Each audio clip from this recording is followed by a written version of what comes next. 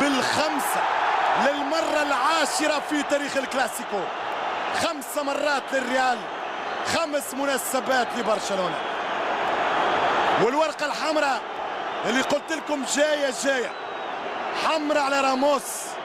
إقصاء السيرجيو وتوتر الأجواء.